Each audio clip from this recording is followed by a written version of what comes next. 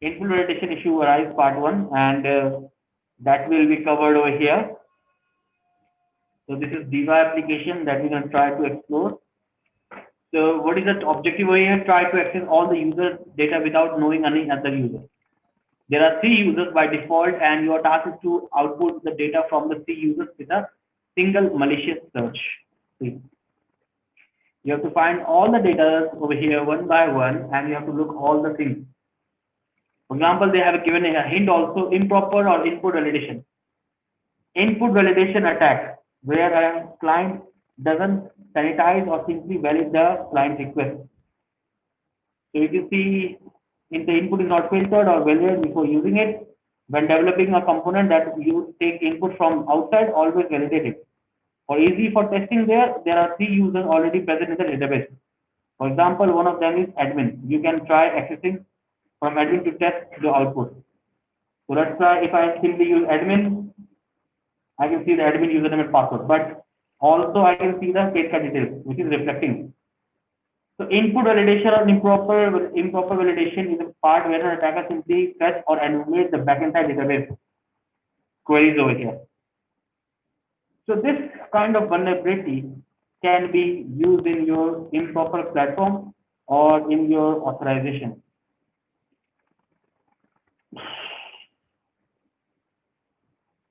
So you can see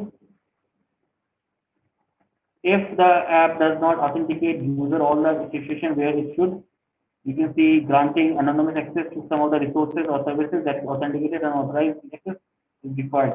Then is authentication failure unauthorized parties. Or you can see this is a category of capture and failures of authorization, authentication part, user identification. So in this scenario, that is can be interconnected to extract the innovation part. But over here on the source code of the data, if I see the valid source code,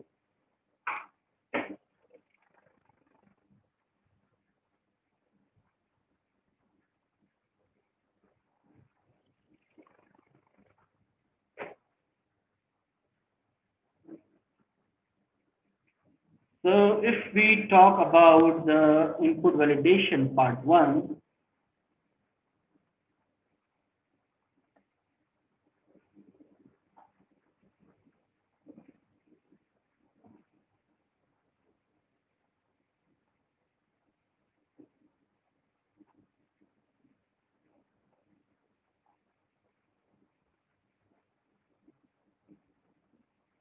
which is the part 2 and part 3.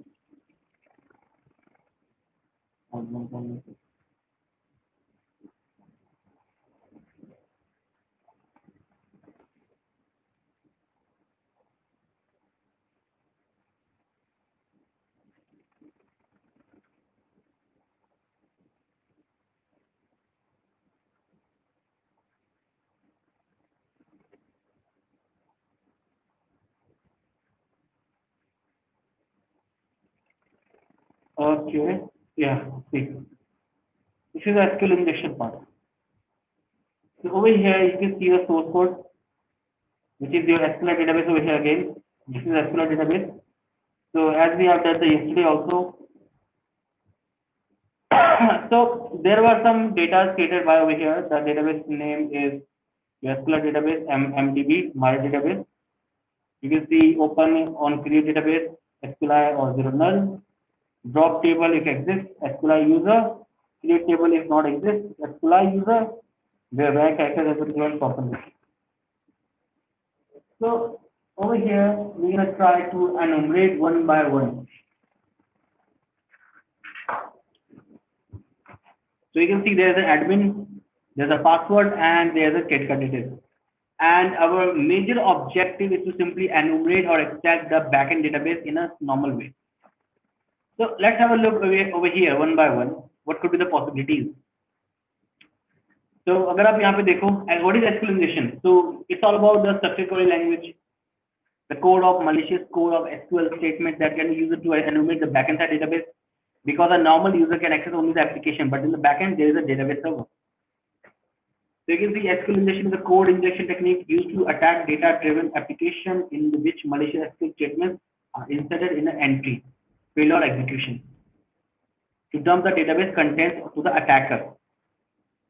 So how SQL injection works? In order to run malicious SQL queries against a database server, an attacker must find an input parameter. An input parameter where we can simply put anything.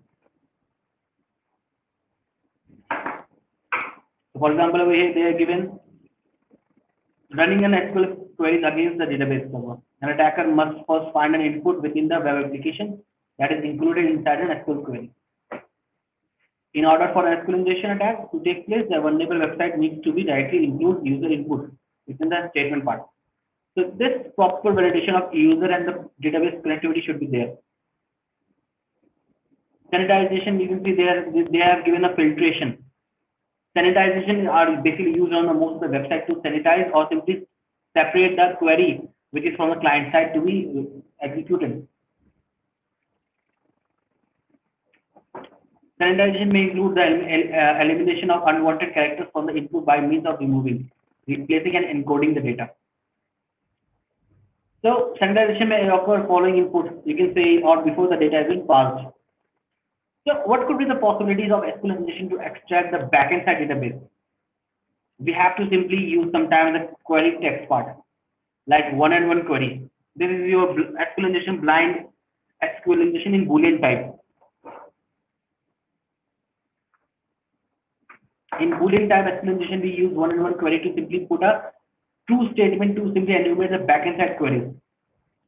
But first of all, you have to simply check if we can execute or not. So I can use a backslash if I want to check the error. Not found. Single quote. Single quote, there is no error. Let's use double quote. Not found. See, the single code validation is basically used to put a input encapsulation part. See, they are using encapsulation part with a single quote to balance the query. To balance the query, they are using single quote parameter value. That's why we are not getting any error. So this part is also known as balancing the query. But our major objective is to simply extract the backend side database queries over here. See, you can see the first one is 1. You can write any name over here, just like my name, Lucifer. It could be anything. I'm going to give a condition over here, or condition. The or separator is basically used to simply it's a condition parameter, condition operator. Is it true or false? So over here, we're going to give a true statement, which is 1 is equal to 1. Let's search it. Not executing. Why? Because it's basically taking the parameter along with. We're going to use minus space. Why we are using minus space? Because in the backend side database, we're going to use it to comment out the first parameter value, which is admin. See.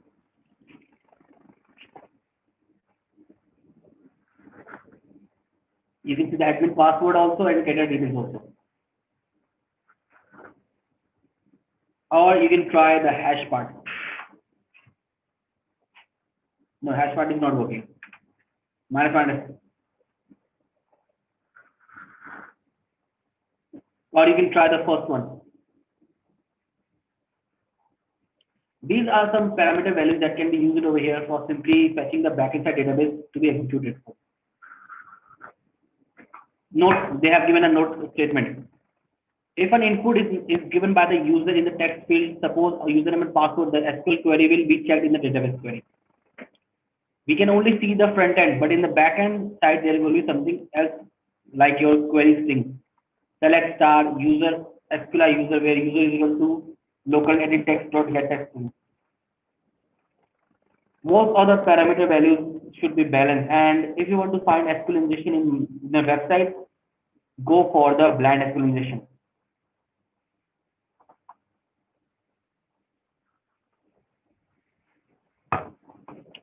If you look for the data like in the mobile application, let's just search for the mobile data.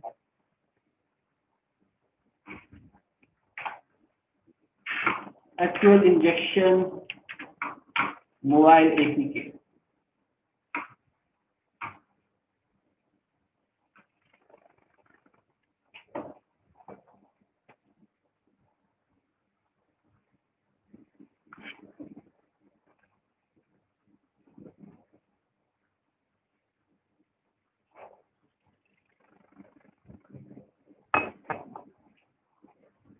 Or you can simply search for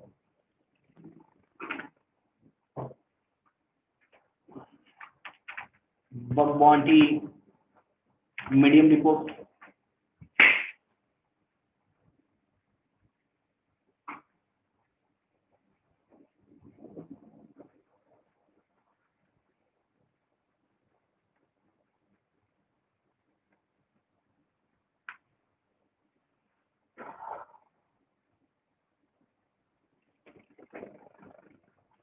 There are millions of reports that you can read over there in the Google. All you have to do is to search for the valid one. You can see they have given a bug bounty report on explanation of complete Android section.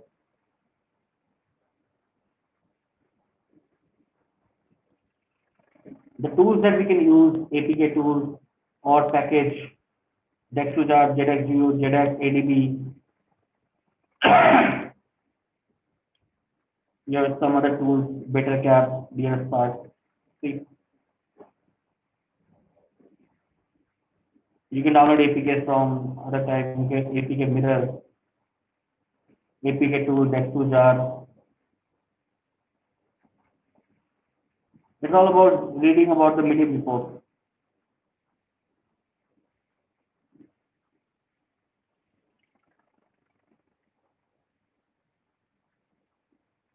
The vulnerabilities are based over there.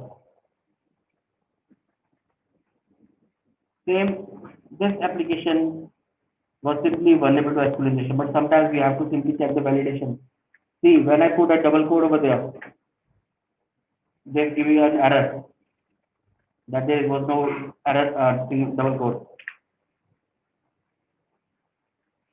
But when I use a single quote, there was no error.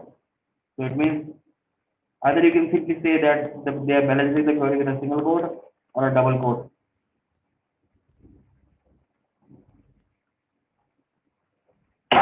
Same thing is based on your SQL injection of OWASP software.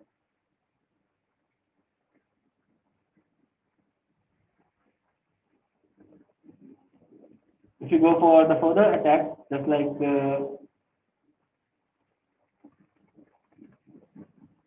your API validation of other things, like part 8.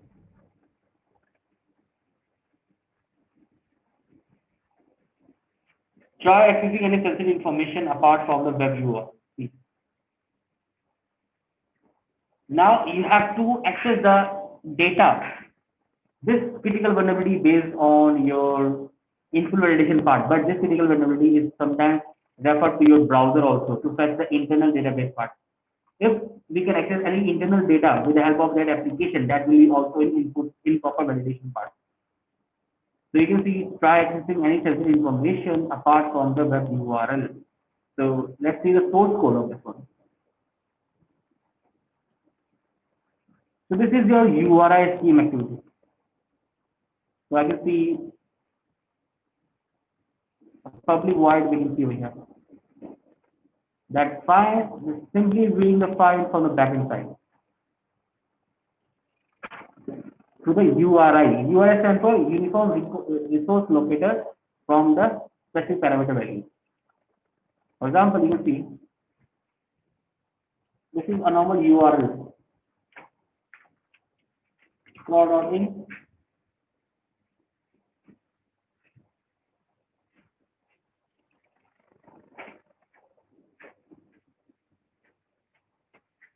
That's to google.com, I guess.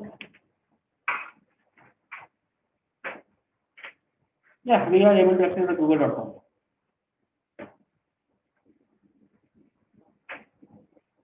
So our major objective is to find the data from the URL section. This critical vulnerability, if any application we are using and if we are able to access the data from the URL to the internal database storage, it will be also count as input validation. Simple URL के through internal data को fetch करना है, data को highlight करना है. तो अगर आप यहाँ पे देखो, the goal is to get the sensitive information from the device using the functionality.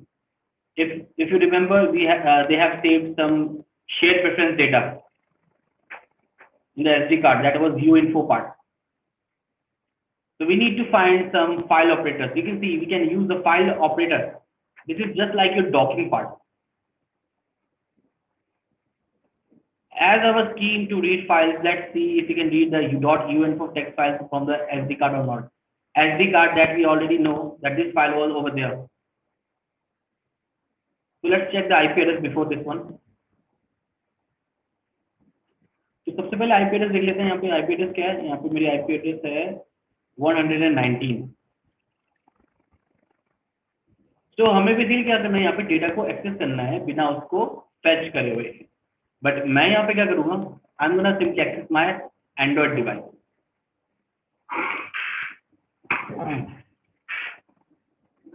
So ADB connect 192.168.119.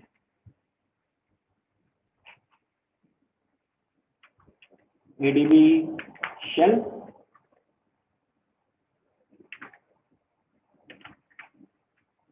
CD SD card, and you can see there was a file .uinfo file. But the major part, you have to simply read you should know the exact path of the file.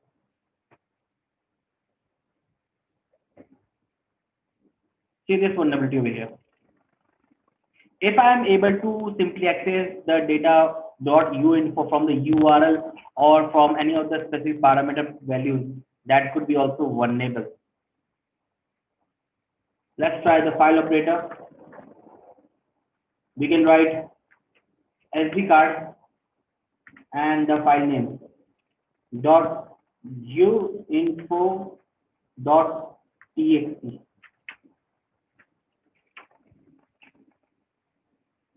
The .uinfo.txt is basically a file path. A proper file path is given. If we can access any file path from any of the vulnerable application, that could be also in input validation. And it's an internal source part. It's also sensitive information. See. So, okay, I guess I have to use that one more part. See.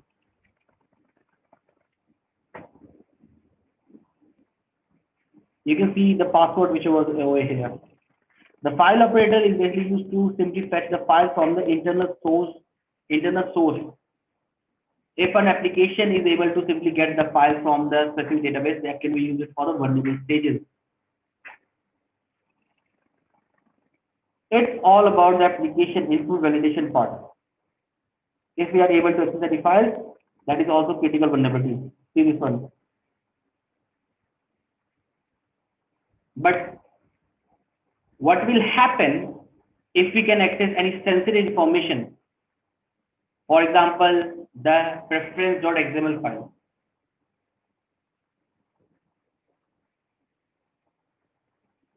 You can see over here, they are simply going to access the jaka.asim.diva preference.xml file, which also contains the data password, the username and password string. See this one, data jaka.asim.diva shared preferences, which is your jaka.asim.diva.preference file.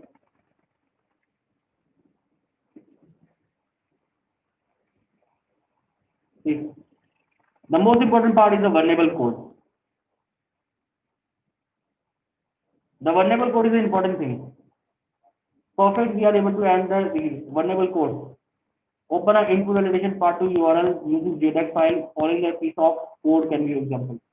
The code which is basically viewed by load the URL. See, load the data from the URL section. This is the most important part. The application is receiving the user input and processing the user entered input with the load URL without properly validating. See this one. For this scenario, we should know about a basic concept of JavaScript also, which can be used over there. For one by one to control.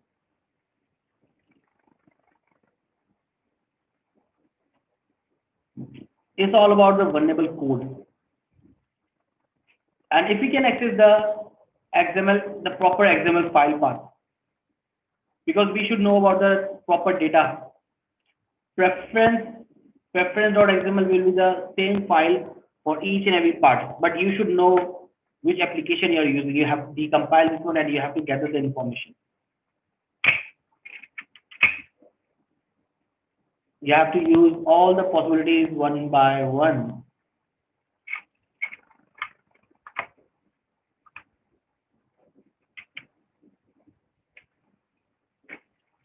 So if an attacker can read any of the files from the external source, external URL, that is can also be vulnerable. Just like this one, we can access the file path.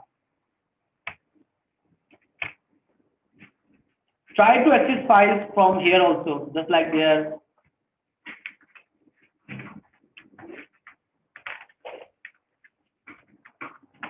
CD data, data.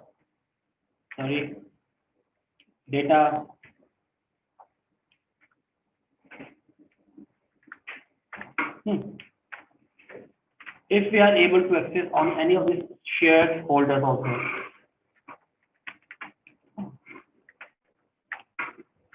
If you are able to access this file, you have to specify the full URL over here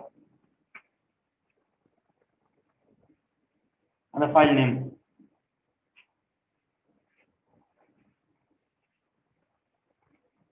From the file part operator, you have to specify the file there one by one.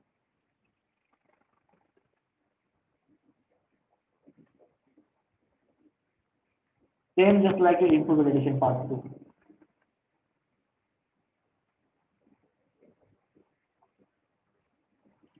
If you talk about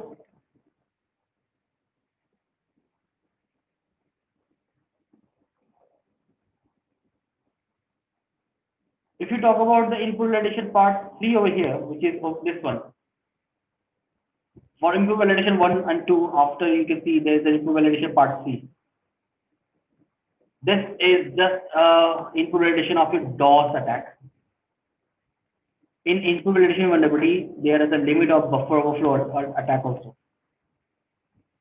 This is a missile launch of spared love, not war. DOS, the damn thing. Your objective here is to not find the code. If you had not find the code, then the launch the missile, rather than to crash the application and then find the root of the crash. You need to find the root of the crash, how the application has been crashed over here. Improper or no input validation arrives when the input is not filtered or validated before using, when developers compile that input from outside. Also validate it. This is classic memory information. This is called your DOS attack. See this one.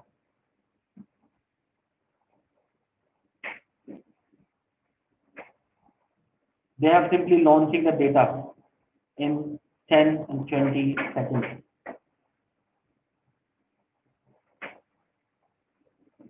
Our major objective of this one is to simply find all the vulnerable parameter values.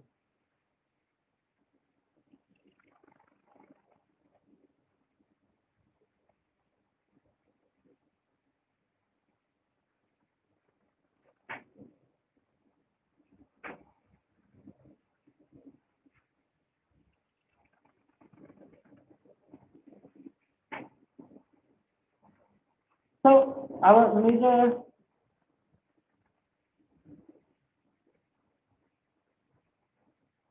major objective would be to simply find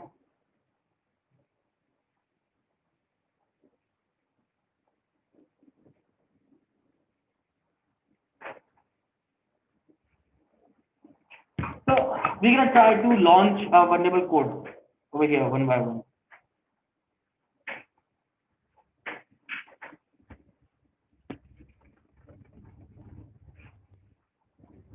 So let's have a look Let's try input validation over here. Let's try 10 is access denied. So we are using, let's try many A's over here. What happened? Unfortunately, the application has been stopped. And what happened over here? Let's try again. 1, 2, 3, 4, 5, 6, 7, 8, 9, 10. Access denied. 11, 12, 13, 14, 15, 16, 17, 18, 19, 20. Access denied. 21, 22, 23, 24, 25, 26, 27, 28, 29, 30. Access denied. 31, 32, 33, 34, 35, 36, 37, 38, 39, 40. Application gets crashed. So they are simply give a simple limit. What are the specific limit can we exceed over there? But our major cause of this application to identify the application process. So what I'm going to do over here, we're going to use ADB PS process over here. ADB AUX, ADB shell PS. Yes, ADB shell PS. And I'm going to look for java.async process file, the application which is running over there. Let's copy this one. Grep command only finds the process ID of java.async. So we can see the process ID is 2774. So over here, I'm going to use ADB logcat to identify the log analysis, and I'm going to use grep 2774. 2774. So we are only going to we're going to only monitor the process application that is 2774, that is java.async.diva file. So let's try the buffer again.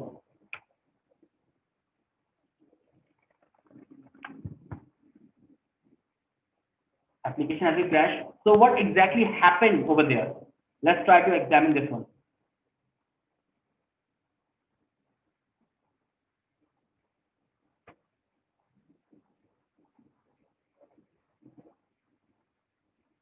Okay. Let's try this one again over here. Let's try with the normal web. 1, 2, 3, 4, 5, 6, 7, 8, 9, 10, 11, 12, 13, 14, 15, 16, 17, 18, 19, 20, 21, 22, 23, 24, 25, 26, 27, 28, 29, 30, 31, 32, 33, 34, 35, 36, 37, 40. The application gets crash or restart. Okay. So I should use only logcat instead of that.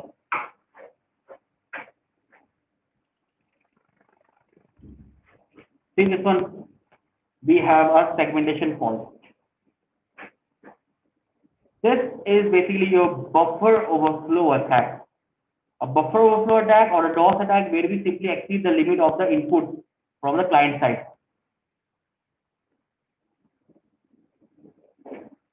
So this is the offset value of 41. 41 is basically your capital A. Let me show you one more time. I'm going to use capital B. 1, 2, 3, 4, 5, 6, 7, 8, 9, 10, 11, 12, 13, 14, 15, 16, 17, 18, 19.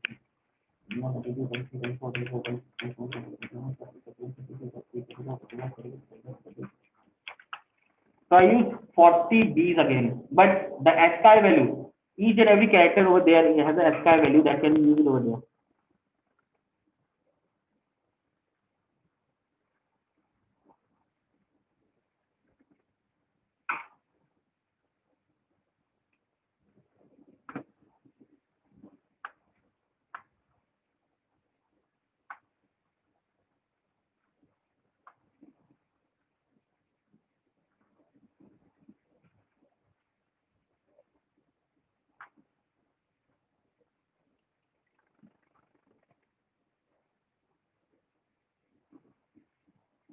Okay, I guess the application is vulnerable with the capital A for the demonstration.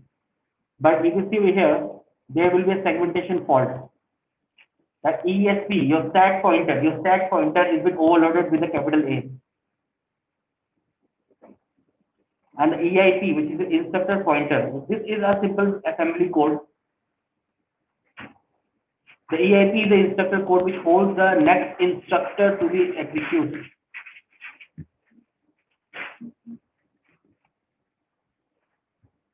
Next instruction will be executed over here.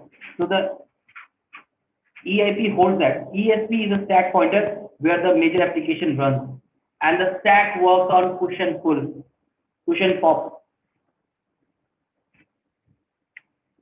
So the major part over here, we have to simply examine one by one all the critical things.